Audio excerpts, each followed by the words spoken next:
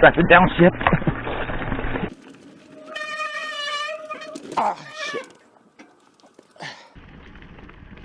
Oh. Shit.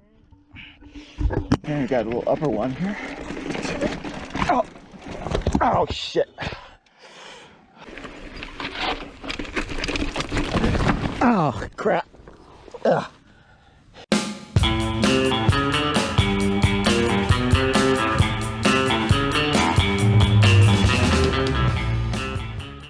So when we first started our channel, all we had was a cheap $60 Campark camera, an EVO wearable gimbal, and our iPhones. We quickly upgraded to a Yi 4K camera that actually recorded in 4K, but we eventually ended up getting a GoPro Hero 6. Once the 7 was released, we were able to give up the gimbal and we thought that would be it. However, a year later and over 60 videos to our credit, we now have the Hero 8. Is this camera worth getting over the 7? Is this the best action camera yet? Let's take a closer look. Well, the packing looks familiar. Looks like they were promoting the new HyperSmooth 2.0 on the box. Other indicators on the box include 4K 60 and 1080 at 240 frames per second. The time warp feature has also been upgraded. Let's open her up.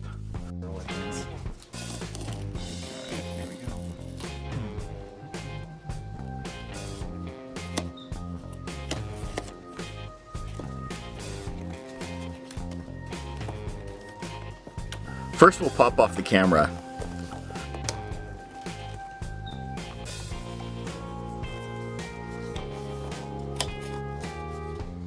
Looks like it comes with the standard documents, some decals, and an instruction manual. A USB-C cable, battery, and sticky mount are also included. The new feature is a caseless body. This makes the battery door all new for this model, even though the form factor is pretty much the same as the Hero 7. I guess it would make sense to read the instructions first, but we should be able to figure this thing out. There it goes.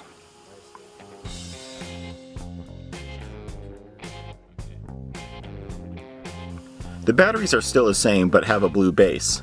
The old ones will work, however they will not go in and out as easy as the new ones. The user interface is new and very easy to use. In fact, many of the new options are much more intuitive than the 7. We really like the setting presets based on the activity type. Much easier than going in and changing the resolution and frame rate.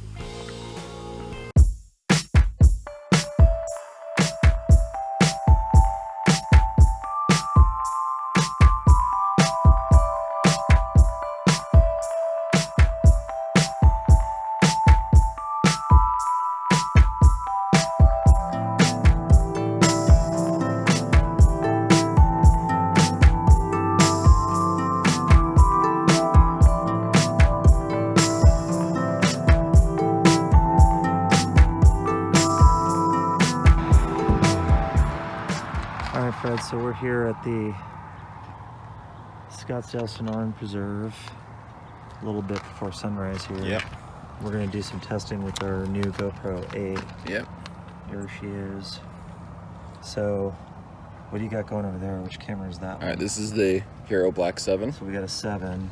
versus the Hero Black 8. So you've come up with a very clever mount here. So Yeah. what did you do? So- what's the harness? Is that the stunt mount? Yeah, so this is the Stuntman Okay. chest mount strap, and it comes with this thing that works on like kind of this ball system here. Okay. So basically just using a screw to kind of go through this PVC pipe, adding a couple of these GoPro stem mounts here onto this little plastic bar here. So clever. So you can wear the stuntman mount, and then this little thing holds it almost like they're on handlebars. yeah.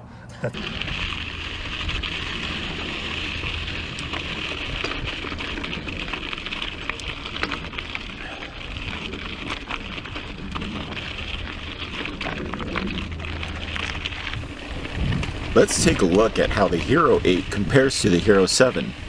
This first segment we'll call the crash. Basically, it's me being thrown from my bike and taking a tumble.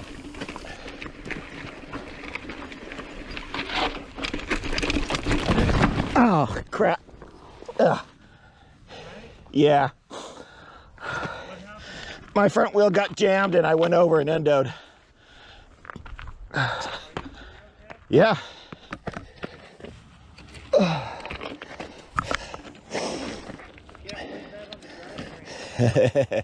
No, that one's not the drivetrain. That was just me. I just picked a bad line, I guess.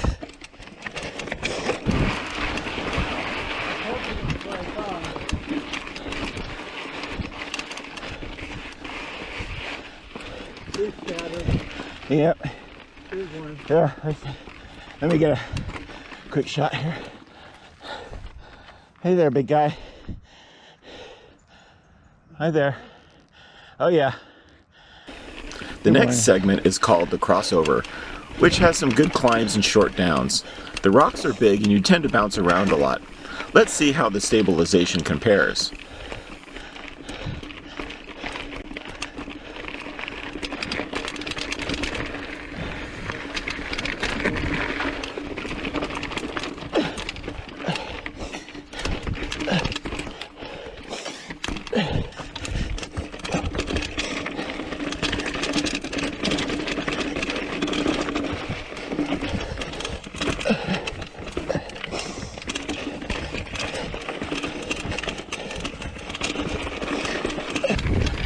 On the downhill, we finally get some bright light. Let's see how the color compares. Note, we did not change any of the default color settings in the cameras.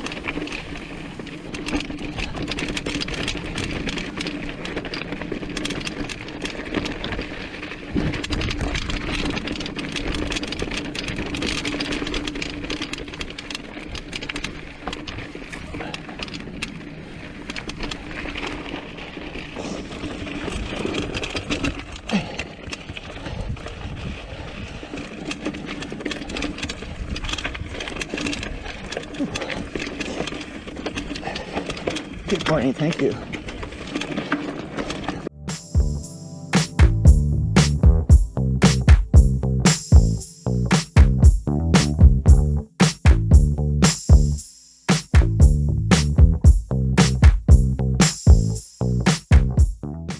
One thing we notice in early mornings with low light, the stabilization goes to crap since there's no horizon to map. I went ahead and recorded some early evening shots to see if there was any improvement from the 7.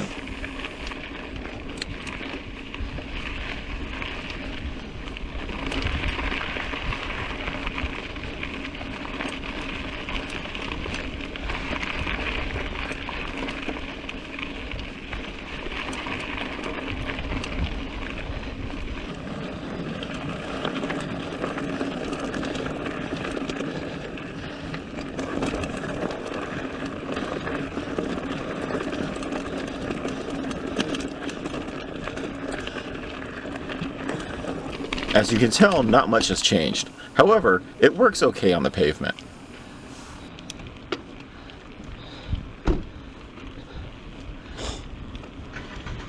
Slow motion options now offer stabilization with 1080 at 240 frames per second.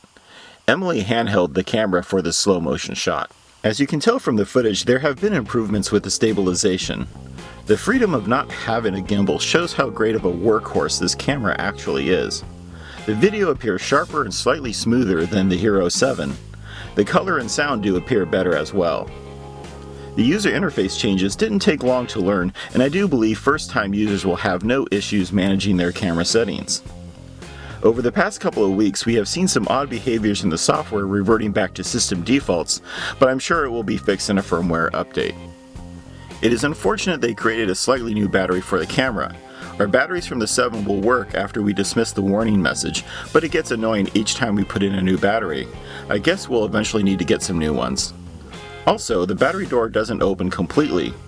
When you attempt to open it fully, it pops off too easily. When changing batteries out on the trail, it sucks to drop the door in the dirt, clean it off, and reattach it to the camera.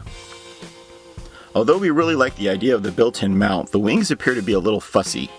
Accessories seem a little harder to attach, but so far it is working well.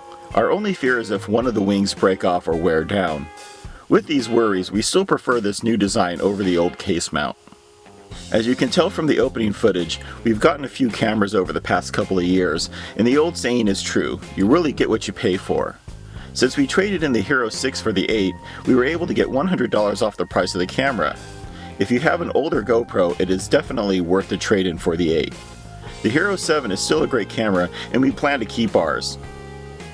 If you plan to purchase a GoPro, you can get a new 7 for $70 less than the 8. However, we do believe the 8 is worth the extra cost. Thanks for watching. If you enjoyed this video, hit the like button and subscribe. Let us know in the comments if you think the Hero 8 is worth the upgrade.